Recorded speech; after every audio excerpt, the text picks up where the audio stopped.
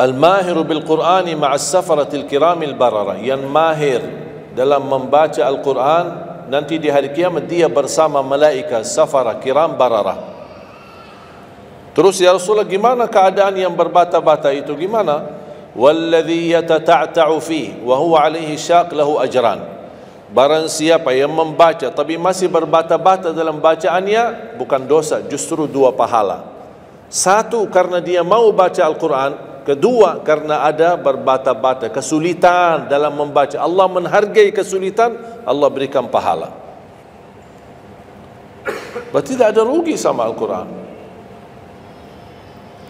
Semenjak saya mengambil keputusan tidak memegang HP, saya sadari betapa banyak kita rugi berjam-jam, berhari-hari, berminggu-minggu, bahkan bertahun-tahun kita jauh dari Al-Quran. Aku heran ketika mendengar ada orang yang bisa lewat 1 bulan tapi tidak khatam Al-Quran. 1 bulan, 30 hari, berarti minimal setiap hari 1 juz. Dikali 30 hari 30 juz. Ada orang 1 tahun dah khatam-khatam. Syukur kalau khatam di bulan suci Ramadan 1 kali. Habis Ramadan dia tutup Al-Quran. Mohon maaf, ketemu lagi di tahun depan pas Ramadan lagi. Ini keadaan kita. Makanya orang berkata, negeri kita bermasalah terus, negeri kita politiknya begini, negeri kita selalu ada ini. Perbuatan tangan kita. Di mana kita jauh hubungan kita sama Allah, Allah hantarkan musibah sampai kita sadar memperbaiki hubungan kita sama Allah. Salatnya, Qur'annya, ibadahnya, itu kunci memudahkan dan mengatasi semua masalah. Silahkan rubahkan pemimpinnya berkali-kali, rubahkan aturan negaranya berkali-kali, tidak akan bisa terjadi kebaikan kecuali hubungan kita dari Allah Subhanahu wa taala.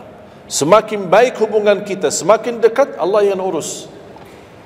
Tapi kalau kita mengurus sendiri dan kita jauh dari Allah, ya silakan. Kata Allah, silahkan. Wakaltuhu ila nafsi, aku tinggalkan dia untuk dirinya sendiri. Dan siapa kira-kira yang bisa mengurusi dirinya kalau bukan pertolongan Allah Subhanahu wa taala?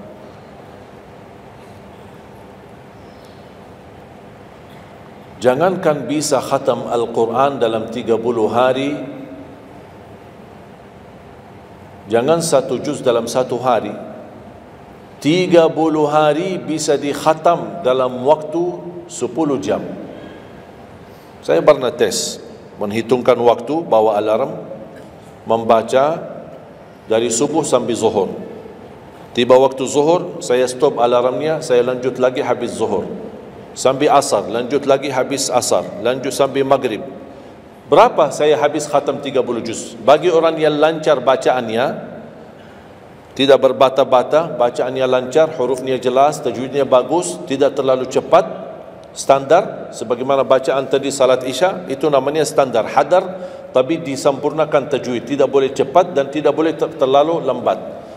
10 jam mampu khatam 30 juz. Saya punya teman sekolah di Madinah, dia berhasil khatam 30 juz dalam waktu 7 jam 49 menit. Makanya aku heran kalau ada orang berkata 1 bulan, ya mana bisa ya? Tahu enggak ya, apa yang membuat masalah kita kenapa tidak bisa khatam Al-Quran? Karena suka lihat halaman belakang. Begitu buka baru mulai Al-Baqarah, Alif Lam Mim Dzalikal, buka terus halamannya. Sambil baca kita buka 600 sekian, kapan habisnya?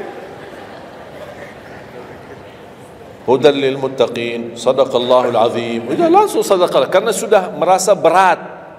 Dia menghitung halaman belakang sedangkan dia baru aja mulai 1 ayat. Dia langsung sadaqallahul azim.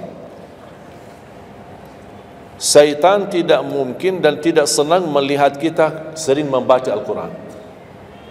Kalau orang dulu susah baca Al-Quran wajar, karena susah menemukan Quran. Zaman sahabat cari kulit unta untuk tuliskan ayat yang Allah turunkan.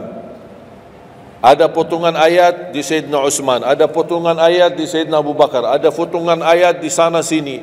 Coba kumpulkan, susah. Makanya semuanya larinya kepada sahabat yang begitu datangnya wahyu, mereka langsung mendengar dari Rasul, langsung bisa hafal. Seperti Sayyidina Ubay bin Ka'ab radhiyallahu an, Zaid bin Thabit radhiyallahu an, Anas bin Malik radhiyallahu an, Uthman bin Affan. Jadi mereka datangin para penghafal Quran. Dah ada mushaf, dah ada Quran, dah ada HP bisa download Al-Quran 30 juz. Gimana?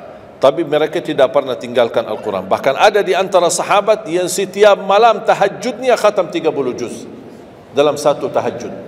Cuba bayangkan, kira-kira alasan kita apa? Quran sudah di mana-mana, dalam segala terjemahan, warna-warni, tajwid, semua ada.